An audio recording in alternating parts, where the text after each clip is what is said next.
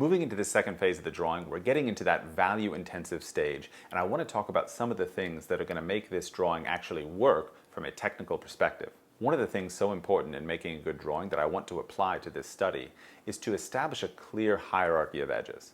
It would be very easy for us to mistake making the boundary of the iris and the pupil a little bit too sharp. What I'd like to do is compare those to what some of the sharper edges in the composition are. When we look at the value transition in between the light shape of the upper eyelid and the crease in between the brow ridge and the eyelid, we can see that this edge or meeting of values is incrementally sharper than those of the iris and the pupil. It's this kind of comparison that allows us to create an accountable hierarchy of edges in our drawing that will make it a little bit more visually pleasing. Next up, I want to talk about the eyebrow. Since we're so zoomed into our subject, it's probably pretty easy to lose our sense of perspective. If we were drawing the entire head, it would be more easy to understand that the eyebrow is better considered as a value shape than it is as 1,000 tiny hairs. So what I'd like you to do is squint down and simplify them into two-dimensional value shapes that we can then arrange to resemble the eyebrow. In this way, they become a part of the accountable tools that we're using to establish the structure and design of the eye and the eye socket. The same thing really will apply to the eyelashes. They don't tend to be particularly structurally important, and so what I tend to do is soften them a little bit and group them together to help express them as a feature, but not to create a sense of focus on each one of them. By this point in the drawing, our concerns turn to the buildup of values into the shape that they will take in their final expression. This will also mean that the lightest planes are also starting to be able to attain some level of halftone values separate from the highlights, which will be represented by the value of the paper. This sounds very simple, but let's unpack that statement for a moment. In the way that I recommend to build up value, we start from the darkest areas first. However, I also recommend that we slowly build those values up. This means that in the early stages of the value application, the darkest areas are actually still quite light. Since the values in a realistic drawing are all about relationships, that will mean that this first expression of these dark values do not leave any room on the value scale for any application of value within the lightest planes. That finally brings us back to this moment of the drawing. As I said before, our dark values have expanded the value scale into a state that will allow for light values to exist within the lightest planes while maintaining an appropriate relationship to those darker values. So with that in mind, we are now using a full range of lead in our pencils. I will usually start out with a 4H and will use every hardness all the way up to a 2B. Each of these lead hardnesses are important when we consider what tasks we are trying to perform. The first aspect of value application that affects what lead hardness I will choose is what value I intend to apply to the plane. Usually for a dark plane, I will choose from among my softer leads anything from an HB to a 2B. And then of course it follows that on a lighter plane, I will choose from among the harder leads anywhere from an H to a 4H.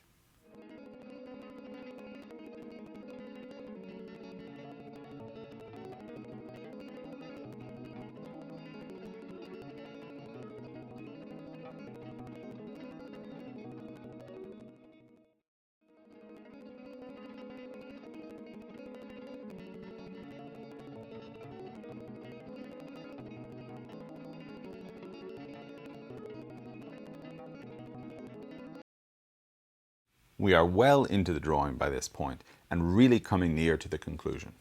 So this stage for me is about creating a sense of resolution and refining the drawing. But let's unpack that a little bit. For me, many of my considerations in this stage are about creating a sense of form and structure within the lightest planes. I say this to differentiate between what can sometimes happen at the later stages of a drawing, which is to simply smooth and blend everything together. This is by far not the optimal activity to perform in this moment. We can think about it this way. The forms in the lightest planes of the subject require in every way the same amount of structure as the planes which are in shadow and in the darker halftones. Something else that I find quite interesting about these halftones in the highest key planes is that very often we can fail to observe them as they are until we get into the later stages of a drawing. My experience is that very often, in fact, these most subtle value shapes are really only revealed to me after I have built up the rest of the drawing around them. Part of this effect, I think, is brought on by the fact that I have spent so many hours studying the subject by that point that I have been able to surpass the more superficial appearance, giving me the ability to delve into some of the much more subtle details.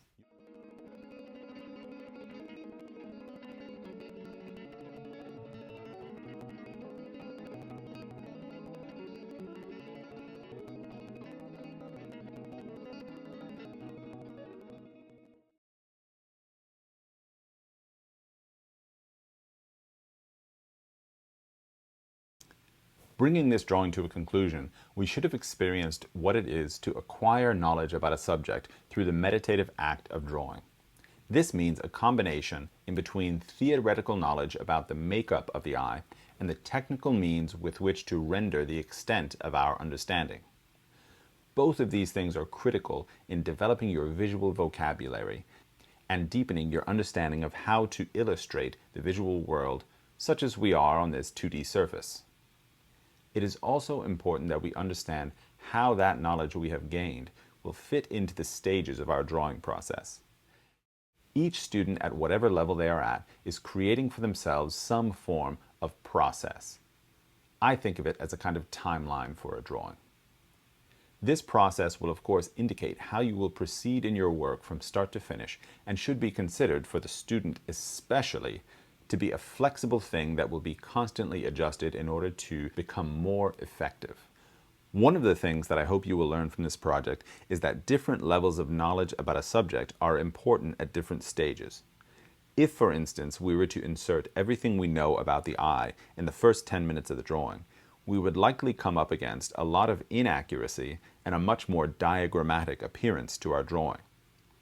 Since our eventual goal is to create a naturalistic, accurate drawing, this will simply not do. Instead, we can use our knowledge of the eye to best inform each stage of the drawing, with the aim of coming to a conclusion that is highly refined and representative of our knowledge and technique up until this point of our career. Now that you have watched me bring my drawing to a finish, your assignment is to similarly push your values up into the range of their final expression, while maintaining a harmonious balance in the edges between those values. Remember that just because the values are getting quite dark doesn't mean that they necessarily have to have sharp edges. Exercise your restraint and also, as drawing always requires, your patience.